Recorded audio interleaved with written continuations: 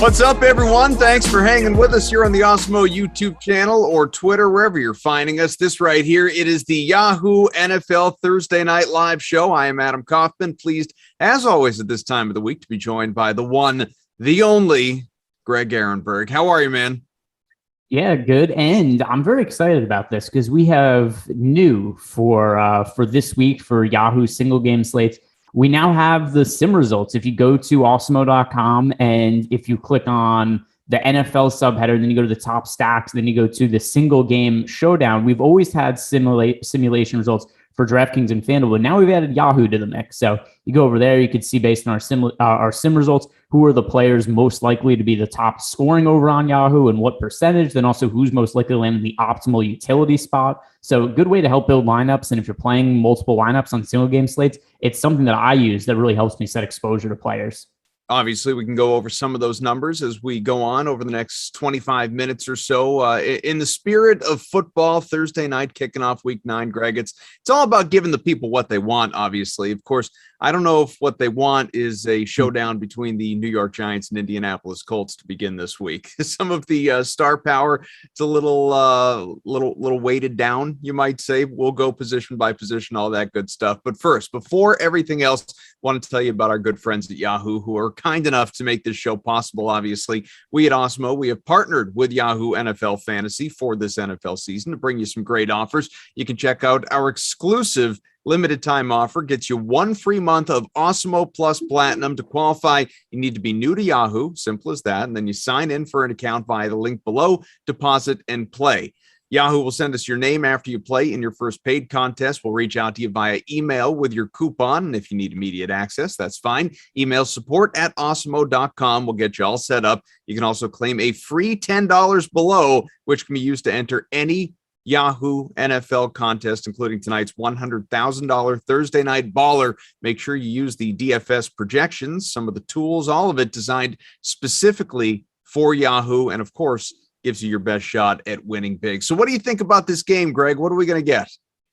I think this is where we settle once and for all. Is Mike White the greatest quarterback in NFL history? The early returns are pretty positive. He's made one career NFL start. He threw for over 400 yards. He was the top overall passer last week's game. So, hey, first start for Mike White in his career. Pulls off an upset win over the Bengals. Ruined a lot of people's parlays. Finished with 405 passing yards, 3 touchdowns. Things are looking good for Mike White. But I'm going to go out on a limb and say less successful this time around.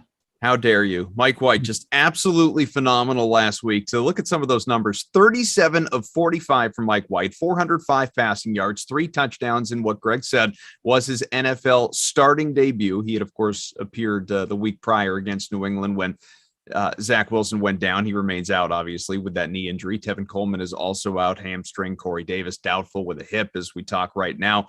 More on White, though. First player in NFL history to top 300 yards with completion percentage of at least 75% in his starting debut as well. The accolades go on and on for this man. It's a bigger question. Who is the better NFL quarterback all time now? Is it Mike White? Is it Cooper Rush? It's got to come down to one of these two guys.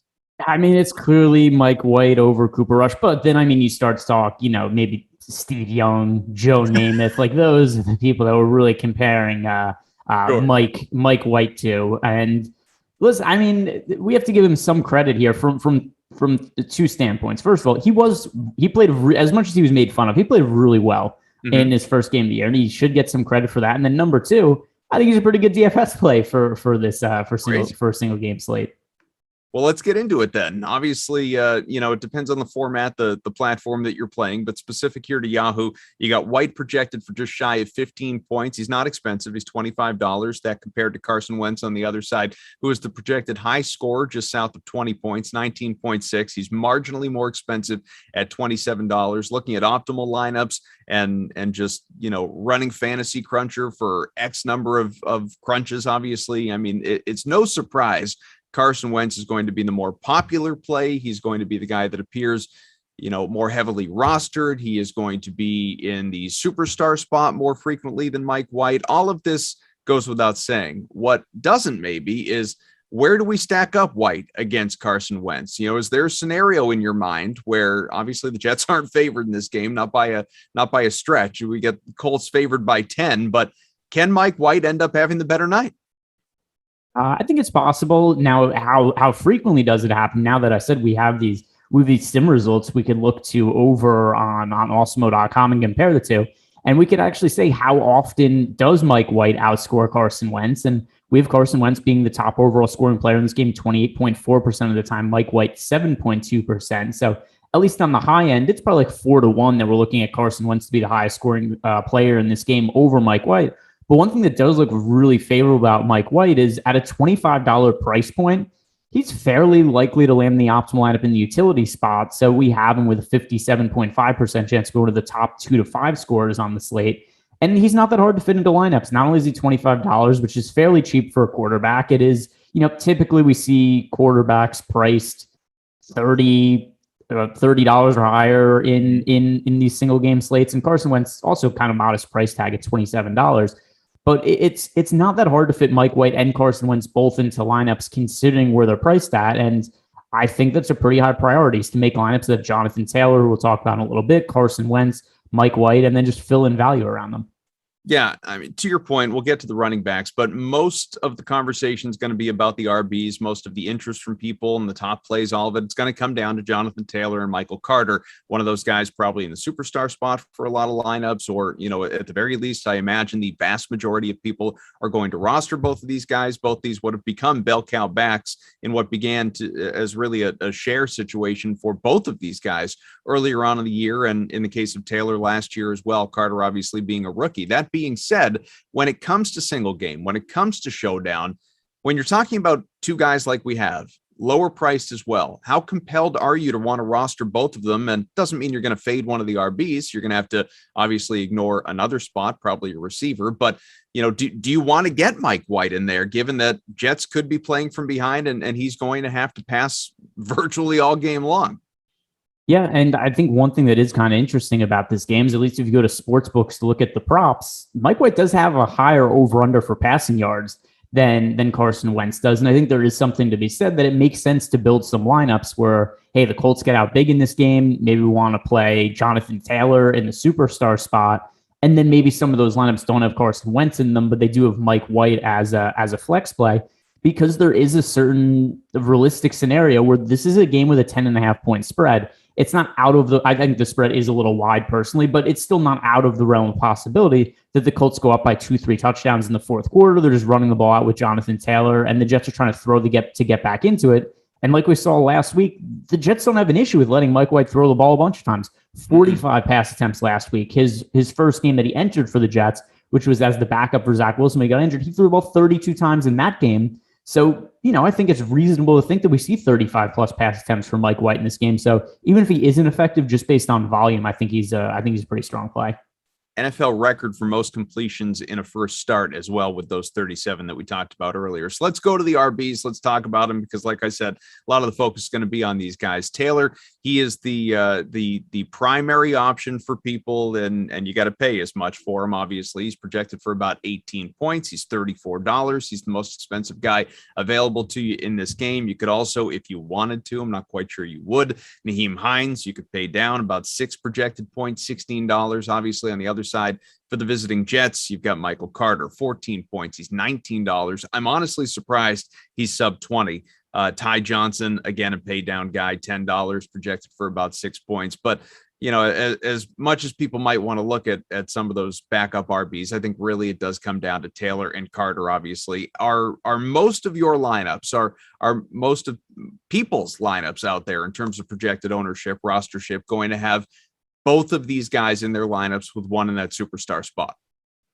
I don't know about that necessarily. I think about half the lineups or so are probably going to have. I don't know that Michael Carter is going to be super popular in the superstar spot. I actually think he's a good contrarian option for that spot. I think a lot of people are going to play either Jonathan Taylor or Carson Wentz in the 1.5x spot. I think that in terms of just overall value, Michael Carter, only $15, one of the top value plays on the slate. If you're paying up for somebody, Jonathan Taylor is kind of a no-brainer. He's $34. He's on a price range of his own. If people have the salary to spend up for, they're going to do it. So I do think he's going to be the individually most popular play on this slate. And it's a really favorable game script for him. Some of the same reasons that we just talked about liking Mike White with the Jets being 10.5-point underdogs in this game.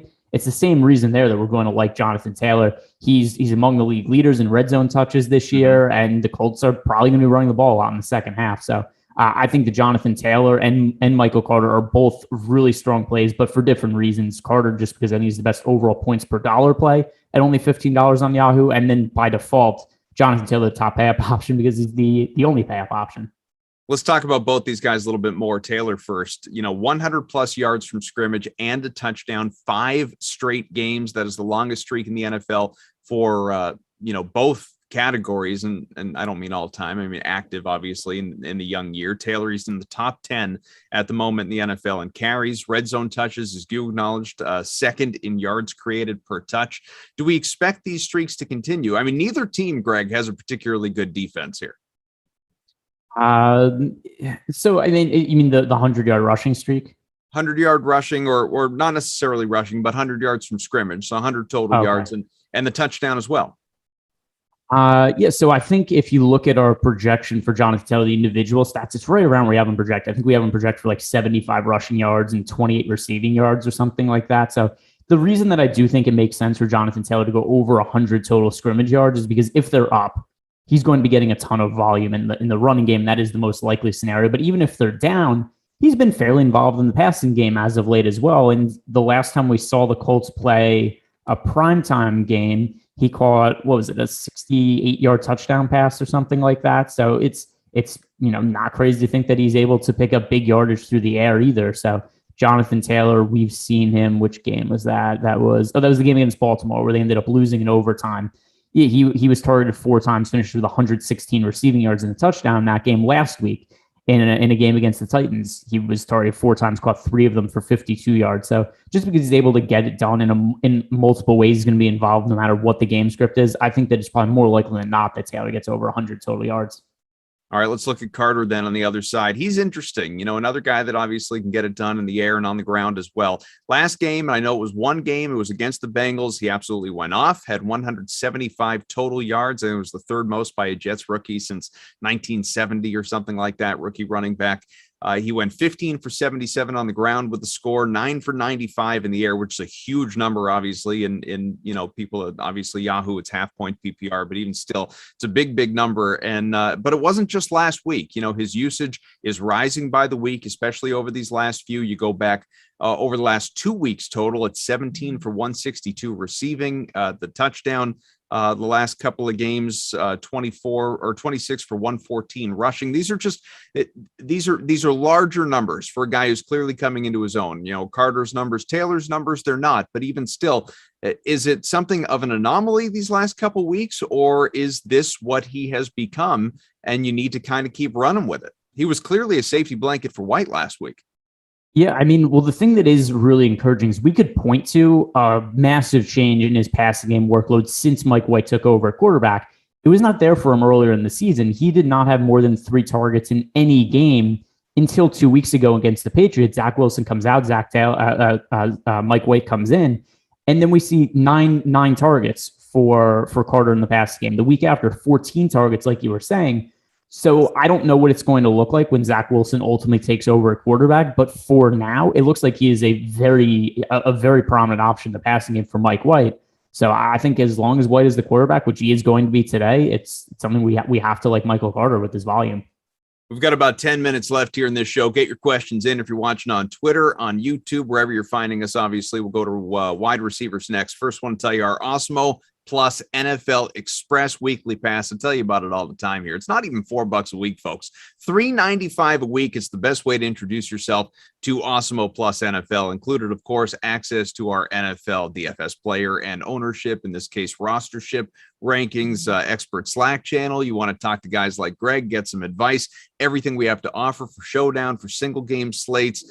New this year to the package is our season-long fantasy football coverage, includes our strength of schedule tool, handy if you got a Yahoo season-long league, as many of us do. Trade value tool as well, fantasy streaming helper, and obviously Greg was talking earlier about some of the new tools that have just been added in terms of projections as well that you want to dive into based on simulations. Also included this year, a little bit new, projected ownership, optimal lineup probabilities for tiers contests on DraftKings. So you want to try it out. Awesemo Plus NFL, our most expansive, and it's clearly the place you want to be in terms of our Express Weekly Pass compared to anything we've ever had. Not even $4 a week. Like I said, $3.95. Try it out. I will guarantee you, personally, Greg, I will guarantee you, not that you'll win $1 million, but that you will win in excess of the $4 that it will cost you per week to try it out. Just play a couple cash games with your buddies, and you'll get that done. Yeah, could you guarantee me the $1 million though? I wish I had that kind of power. I mean, selfishly, I'd start with guaranteeing myself the $1 million, and then trickle down to guys like you and our producer Tyler. All right. I mean, I would settle for $900,000. I would settle. There's. It's after taxes. It's not anywhere close that's to $1 million true. anyway. It's negotiable, but the other way that you could. The other way that you can make some money is you get a roster Michael Carter on Yahoo, and you hope that he gets a gazillion targets again. Yeah, I'm putting him right in that superstar spot. We'll talk about that later. Let's go wide receivers. Jamison Crowder, not someone that we've talked a lot about this year between, his slow start. He was unavailable there for a few weeks. And then obviously he plays for the Jets is really what it comes down to, Greg. So he is projected for about 10 points. Is $15. Denzel Mims, if you wanted a little bit of depth there, 6 points, $10. On the other side, Michael Pittman, he's going to be very popular, projected for about 14 points, $19 coming off a 2-touchdown game. He was a monster last time out. Went 10 of 15, 86 yards, a couple of scores. He's really had 4 pretty big fantasy games this year. He's been a solid, reliable guy. And of course, Zach Pascal projected for about 9 points. He's $13. So Pittman, I'm sure, stands out to you. Does anybody else? So Pittman's the clear top option here. And a lot of it's because there just isn't that much opportunity cost associated with him. If he was expensive in the same range as Carson Wentz or Jonathan Taylor, somewhere in between them, then I think we'd have to say, hey, what's the risk of the game script here? What happens if the Colts get up by 20 points or something like that in the fourth quarter and they just don't have to throw to Michael Pittman? But he's only $19 on Yahoo, so it's just not that difficult of a decision to make, in my opinion. I think that we're going to be playing Michael Pittman in this spot. He's one of the best points per dollar projections of anybody over on Yahoo today. So $19 for Michael Pittman. I think that's kind of a no-brainer. He's the top overall pass catching play by a pretty wide margin. We do have him projected with a 13.8% chance to be the top scoring player in this game. And the next highest wide receiver is Jamison Crowder at 2.9%. So if you need a roster or pass catcher, a lot of the field is going to be doing it, but Pittman is the pretty obvious choice. Is there anybody else, though, beyond Pittman? Because I'm sure a lot of people are going to have Pittman. So obviously, like, you're playing a cash game, you have to have him. But if you're thinking about larger GPPs, chasing that big cash that we've been talking about, what's the strategy? Is it fade Pittman, hope for the best? Is it play Pittman, but then you've got another guy or two at the bottom of your lineup that, are going to be really low owned and you're hoping for a breakout performance? Who are you leaning on here? Yeah, so beyond Pittman, I think Jamison Crowder makes the most sense from the Jets side of the game, especially in garbage time. I think Jamison Crowder could crush in garbage time tonight should the Jets get down by a lot in the fourth quarter. But beyond that, then you're starting to look at a bunch of Jets wide receivers who have a chance to land in the optimal lineup, but not very high. So we do have Jamison Crowder, about a 30% chance to be optimal today. But then you get to the other Jets receivers, Denzel Mims, Elijah Moore. These are all guys that we have with a less than 10% chance of being optimal. So they're okay as flyer plays, but they're not guys that would be prioritizing. The one Jets receiver that I think we could make it somewhat of a point to make sure we get exposure to is Crowder. Everybody else, though, is somebody I only start to consider if you're playing, in excess of 10 lineups or so. Let's make the move to the tight end position here. About 5 minutes left. If anybody has any questions, give us a like, hit the subscribe button as well on the Awesemo YouTube page. We thank you for that. You want to be notified when all of our great shows go live. There's so many shows every single day, and I'm talking 7 days a week, all sports, formats, different platforms. It's amazing the amount of stuff that we throw at you. So you want to be notified when these shows go live, not unlike this one, obviously, when we're talking Yahoo Thursday nights. So tight ends, I mean, this is kind of a wasteland, if we're being honest here, Greg. You got Tyler Kroft. He's, what, $10 projected for 3 points. Mo Alley Cox, about 5 points, $12. Jack Doyle, $4 or 4 points, $10. I mean, there's not much here. Is it a full-on fade the tight end position?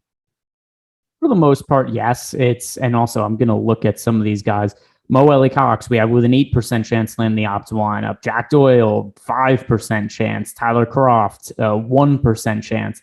These are very low probability plays, and they're very dependent on touchdowns. We've seen Mo Alley Cox score, a 6-yard touchdown in the red zone. We've seen Jack Doyle score was like a 2-yard touchdown last week. And so it's possible. It's just not very likely. And I'd rather roster guys that are getting actual volume than some of these just touchdown dependent cheap plays. And the other thing to consider too is if this game is somewhat high scoring, there's a chance one of these guys score and it's still not enough to land in the optimal lineup, because if the guy scores a touchdown, good chance it's his entire production for the game. You might have somebody who has 10 catches for 10 yards and a touchdown. If there's some other cheap play, a la, Michael Carter we talked before, Michael Carter's only $15. If he has a decent game, he's probably knocking one of those cheap plays off the optimal lineup. So these guys also no more than flyers for me, and not really somebody I think you should seriously be considering putting into a Yahoo lineup. On the indie side in particular, just breaking down some of the numbers, and a lot of our colleagues here at Awesemo do a great job at putting articles out. EMAC 2024 putting his preview out for tonight. You could look at, Doyle obviously is getting many more, considerably more snaps than Mo Alley Cox, but when it comes to target share, it's not even remotely close. Like Doyle's basically just out there. He's like a fullback. He's out there blocking. Mo Alley Cox is the one getting the target share. So if you had to go one way, you thinking Mo Alley Cox there? Yeah, I guess we do have a more likely land the optimal lineup. There's probably a little more touchdown equity there. My preference is really not to play either of them, to be honest. But, Mo Alley Cox, he's 8 feet tall. He's got a giant head. He looks ridiculous in a helmet, and there is a little bit of touchdown equity there. So yes, if very nice things about you. I didn't catch them, but I've said accurate things about him as well. So it's all it's all fair. But one of those things with that big head and that big body, he's somebody who Carson Wentz can't miss in the end zone when he gets open. So there's a little bit of, like I said, touchdown equity there, but very, very low priority play. If you were to tell me that producer Tyler's being held hostage, and the only way that the bank robbers or the kidnappers are going to let him free is if I could accurately predict which tight end scores a touchdown, I would pick Mo Alley Cox. But at the same time, I'd say, sorry, Tyler, you're probably not going to make it. Yeah, we're hoping for you, pal. Hope to see you again producing the Friday show.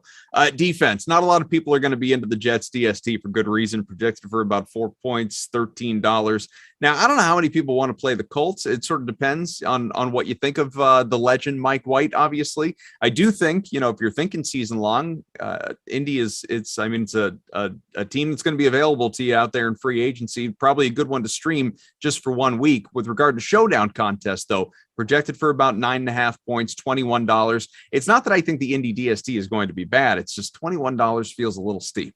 It's very steep when you consider they're more expensive than Jamison Crowder, Michael Carter. Michael Pittman is cheaper than the Colts defense today. So it's a lot of guys we've projected as higher scorers that I just think are better plays. Now, with that said, if you want to make a couple lineups, we do not include Mike White, then I think it's okay to include the Colts defense. But at $21, their odds of being a great value play are not all that high. So Colts at $21, low priority play for somebody who plays cash games or single game slates. I wouldn't go ahead and play the Colts there. Once again, just something that for certain lineup constructions, if you're going with a Colts onslaught stack and then just making a point to leave Mike White out of those lineups, then I think the Colts defense could be sensible. And once again, we've only seen one game from Mike White. Is he the second coming? Is he okay? Does he kind of suck? Who knows? I kind of tend to think he's probably going to kind of suck, but Colts defense, still low priority play, not something that I recommend highly. So before we get out of here, if you're looking at that superstar trait, we've alluded to it, that spot, a few times here between Taylor, Wentz, Carter, Pittman. Those are your big four. Those are going to be the popular guys. Who do you like best? It's got to be Jonathan Taylor just because of the game script. I think a lot of people will be thinking that way. The two most popular superstar players are likely going to be Jonathan Taylor and Carson Wentz. Taylor being number one, Wentz being two. Cash games, you certainly go with Taylor. And in tournaments, he's somebody I think to get the most exposure to. But if you want to go a little bit more contrarian, I do not think many people are going to look to play Michael Carter in the superstar spot. And we do him project with a 12.6% chance to land in the optimal lineup as the top scorer in the game. So I think Michael Carter as a lesser played guy by the field is somebody who makes sense as a contrarian option. If you're going chalk, Jonathan Taylor is a pretty easy choice. Time flies when you're having fun, or at least when you're talking about Jets, Colts, and Mo Alley Cox's giant head. Coming up next here on the Awesemo YouTube channel, you will have a bunch of stuff over the course of this day. Beginning in about 5 minutes, Jock Market NFL. It'll be Eitan and Eric along here for you for about a half hour. They'll be chatting at 4:30. You got a little leaderboard live, Yahoo pre-show stuff going on, talking obviously some basketball for tonight, I believe, and then NBA Deeper Dive at 5 o'clock. At 6, you'll have NBA Live Before Lock for an hour. Greg will be back for that with Eric. 7:15, NFL Showdown Live Before Lock, Lofty, Alex, and Ben. So there's a lot of good stuff. And what do the people need to know when they hear from you a little bit later on tonight? We're going to be covering the basketball slate later. We're going to be covering the football slate. Also, if you guys want to rewatch some of the stuff we had earlier in the day, we had an MMA strategy show, NHL strategy show. So like this video, but also subscribe to the YouTube channel so you know when all those other shows are going live and you can find them easily. I'll be back with Eric in about 23 and a half hours, looking ahead to all things Yahoo NFL for the Sunday main slate. Greg, like I said, will be back tonight. Tyler, who I don't think is held hostage, still seems to be okay as far as I can tell. He's our producer. He seems free. He's I don't know what he's doing, but he's here. He's alive, and we've given him food and water. Thanks to Greg. I'm Adam. We'll talk to you again tomorrow. See you guys.